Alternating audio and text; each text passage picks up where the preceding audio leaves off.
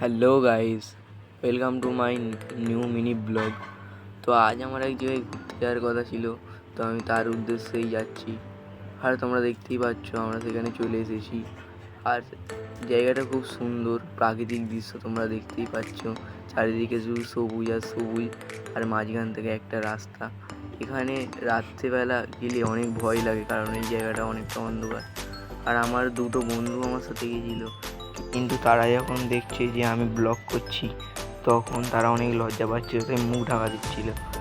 আর আমাদের এই মন মাথাটায় আই লাভ মোহাম্মদ দিয়েছে, কারণ অনেক জায়গায় নাকি এই আই লাভ মোহাম্মদ বলেছে বলে গ্রেপ্তার করে নিয়ে যাচ্ছে পুলিশ। তাই আমরাও ব্যানার টাঙিয়েছি, দেখি কে আমাদের জেলে নিয়ে যায়।